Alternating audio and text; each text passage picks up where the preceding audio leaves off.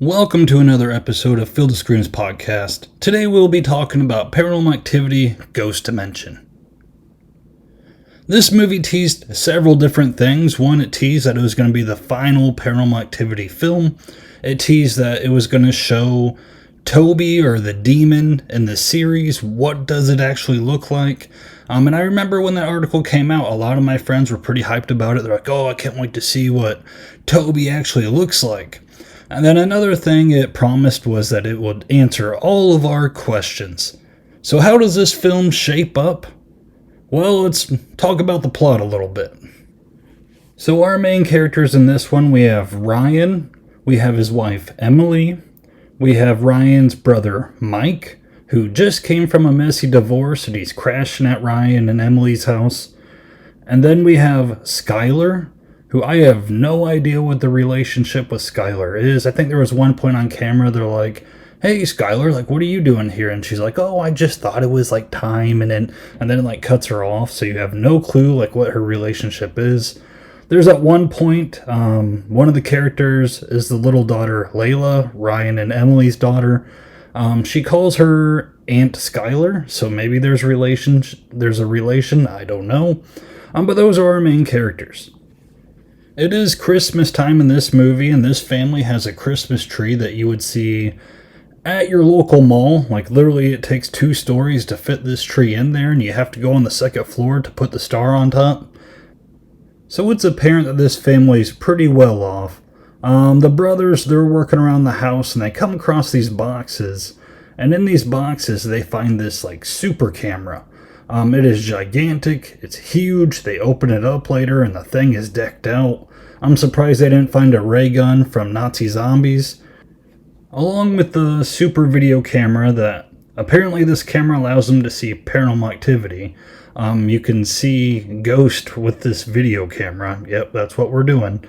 They also find the tapes that belong to Christy and Katie that have been mentioned since the 3rd movie. One night, both of the brothers get stoned and decide to put on the tapes and see what the tapes have in store. And, they're watching clips from the previous movies, and they're talking about the family. But then we get some insight on Katie and Christy. They are with the cult. And actually, this movie opens up with the ending to number 3. And then it's kind of an extension of that. So that was kind of cool how they opened up.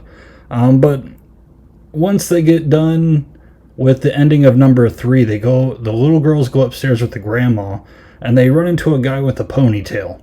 I have no idea what this guy, if he's the cult leader, like what his role is supposed to be, but he's like talking to the girls on how they're so important. He's like, Christy, you are going to have a male son, and he will be the special one. And then he like looks to Katie, and he's like, and we need your strength. And it's like, what?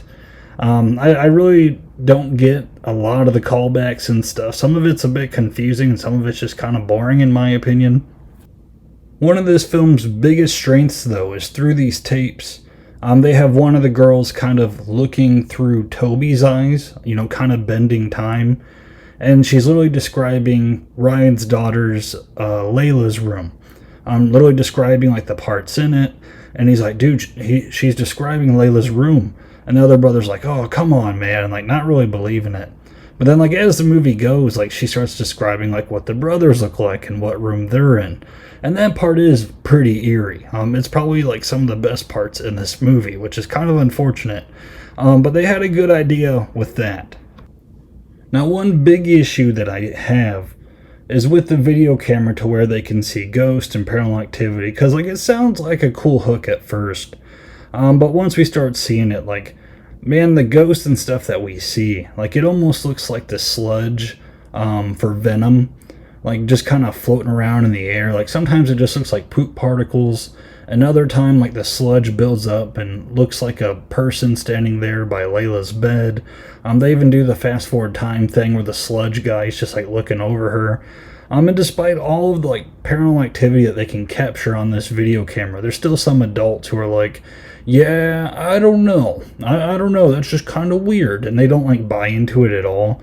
Which is like, dude, like, they're literally capturing ghosts on video. What are you talking about?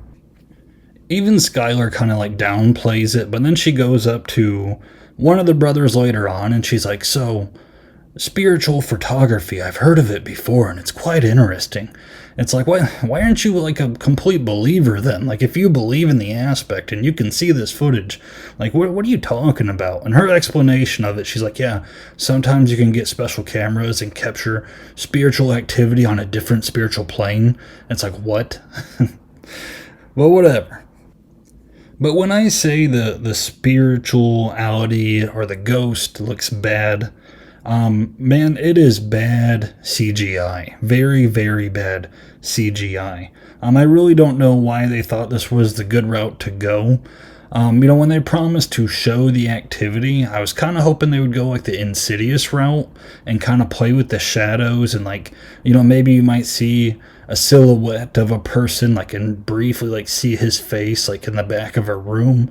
That would have been a lot better of a direction to go instead of like sludge clouds on the ceiling like following people around and black tentacles like going down near people and causing mayhem.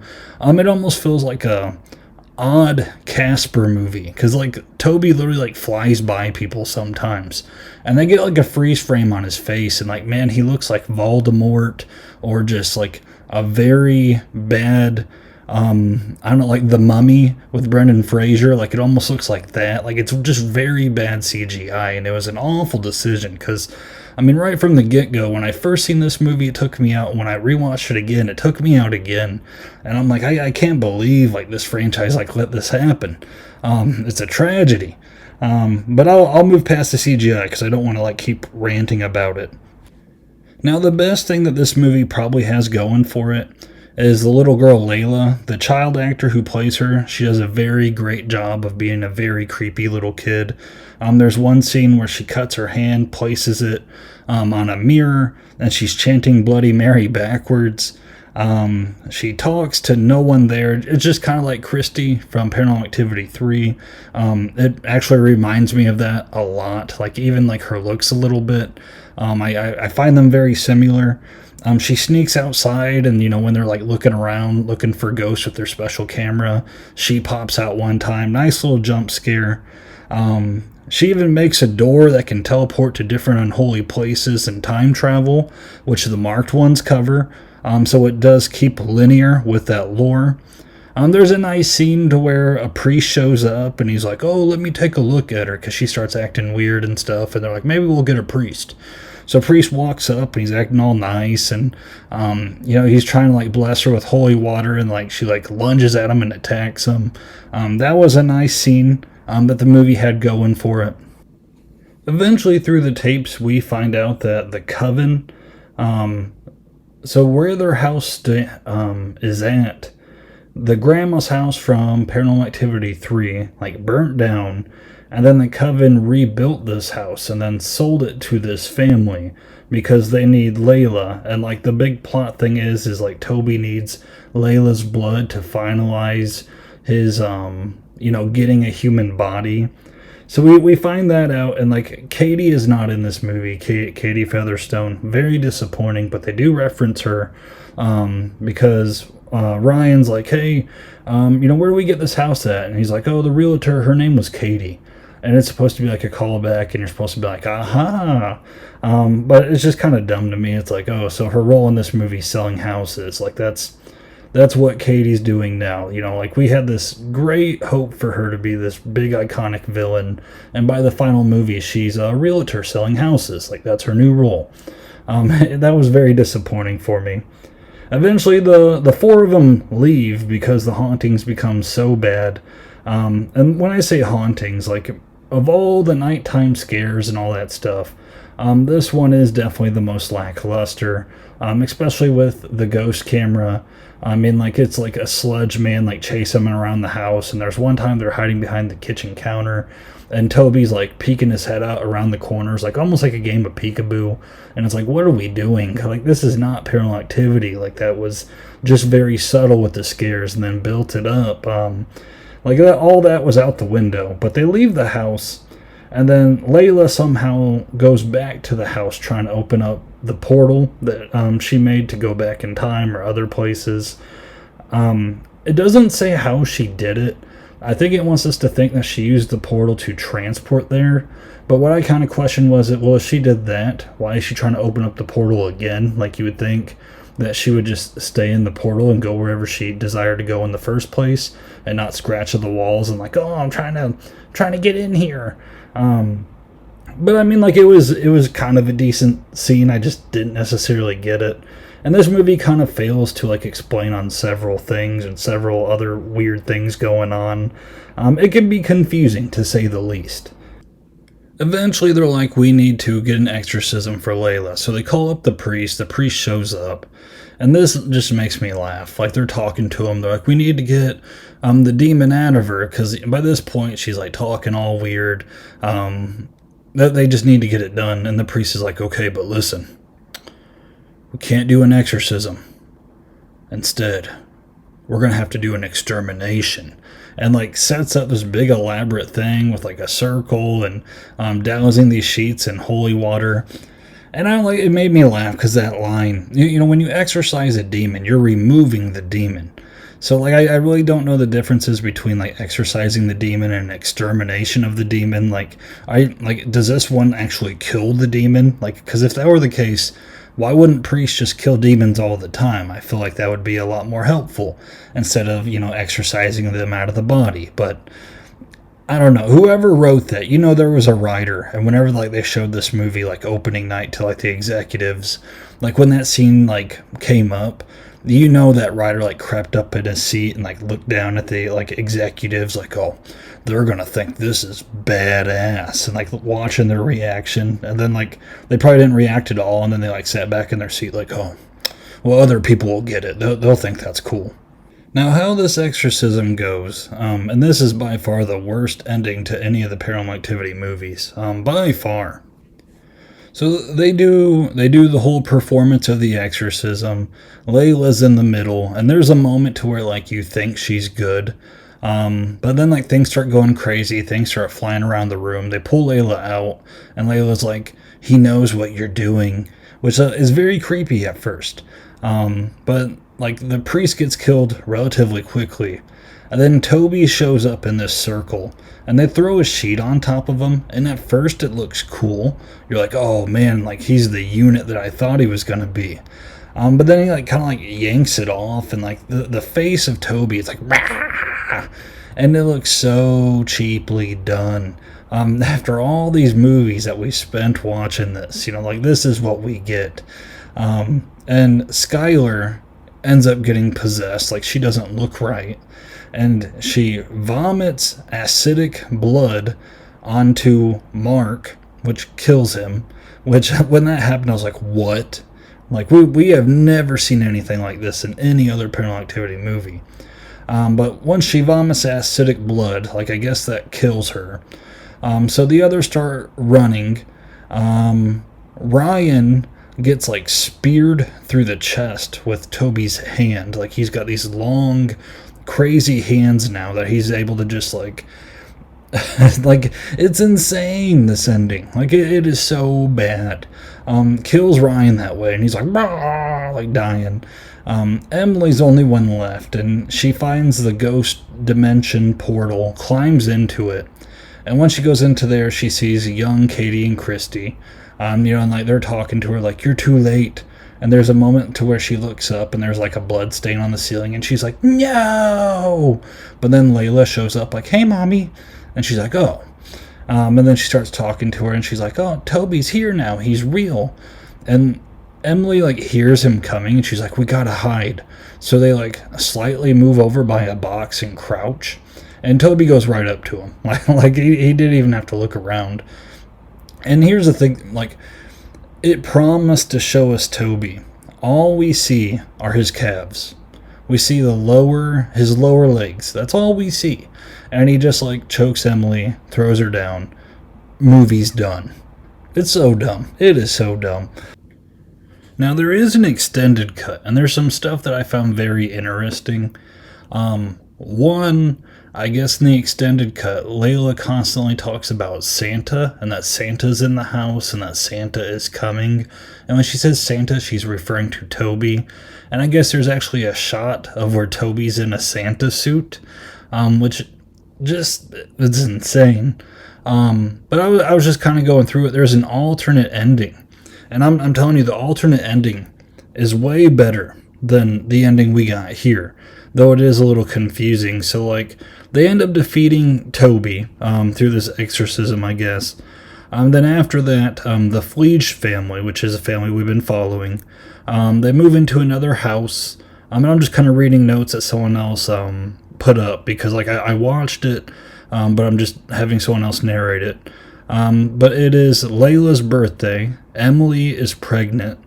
And at her birthday party, like, the camera pans over, and Layla is standing with little Katie and Christy. They are at her birthday party, which part of me is like, wouldn't the brothers know who they are because they watched all of the tapes?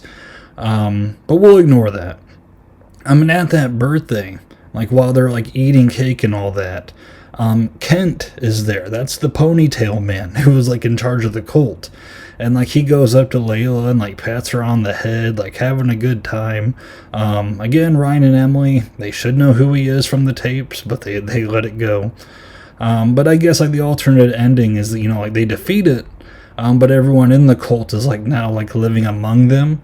And since, like, she's pregnant, you know, that's probably going to be, like, probably a male baby. And it's kind of just the alternate ending saying, like, oh, there's going to be more. And to be honest, I like that better than the ending we got, even though there's a lot of stuff that just does not make sense. And also, how is Katie and Christy, how are they still little girls when it is... I mean, this movie was, like, present day when it came out, like, 2013. You know, they were little kids, like, back in, like, the 80s or whenever that film was... whenever number 3 was set in.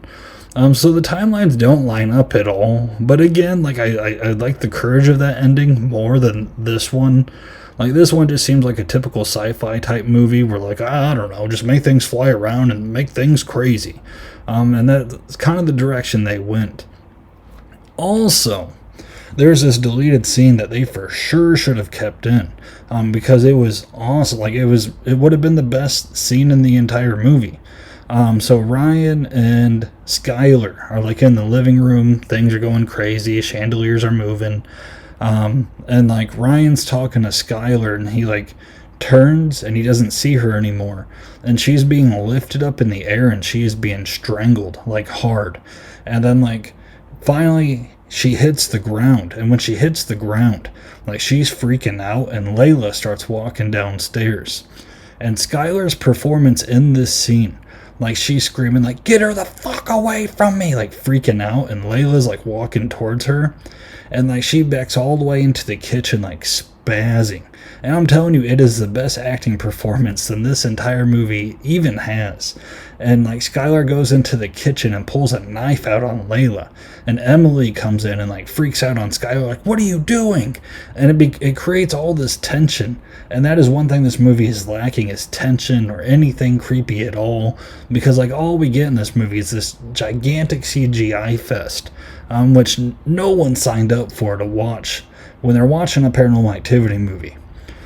Also, like, you know, they promised to explain everything. I feel like everything they explained I either knew from the past movies, and the questions that I really, really wanted answered, like, where's Katie? What's Katie doing? Where's Hunter? What's Hunter doing?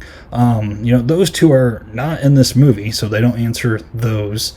They don't really go that far into, like, the Coven history like I thought they would. You know, maybe they would talk about, like, how it was all established, but they don't really cover that either. You know, like, when they just kind of show Katie and Christy, like, doing, like, monotonous things with the cult. You know, like, I was very excited when I first watched it, like, oh, dude, we're going to get more footage of them, like, you know, like, when they're in the cult. And, like, it is, like, it's just boring stuff. It's crazy, because, like, I love number 3, and I was excited to see them back. And when it opened up with the shot from number 3, I was very excited for the movie. But then, like, it just overstays its welcome. They're not doing enough. Katie and Christy don't even remember their mom anymore, which I guess does play into the lore, because number 1 and number 2, you know, they obviously forget everything that happened in number 3, so they're brainwashed. But it doesn't answer any important questions. It really doesn't. And it just turns into, like, a sludge man chasing them around the house. That deleted scene should have been in this movie. The one with Skylar. That was fantastic. So here's the thing about this movie. This is my third time recording a review for it. The very first time I recorded this review, I was just very aggravated and angry. It wasn't worth anything. And when I played it back, I felt like I really wasn't talking about the movie. I was just moaning and groaning the whole entire time. And I'm like, Jesus Christ, like, who wants to listen to this? So, like, I threw it out. And I'm like, all right, I'm going to be more positive. And then, like, second time, I started more positive. But then, like, I kind of fell back into the same trap and I started ranting left and right. This movie frustrates me greatly. I can't say that enough. And the reason why it disappoints me so much is because I feel like this one was a gigantic swing and a miss. And after this movie happened, there's a lot of talk of like, well, people are just getting tired of found footage movies. Like, you know, the Paranormal Activity, it's run past its time. Like, it needs to go. And, like, I don't think that's true. I think this is just a terrible film. And I think when you watch a terrible film in a franchise, you know, then you start talking like, oh, maybe they should be done. This followed the marked ones, and the marked ones is fantastic. How I feel doing this review compared to the marked ones review.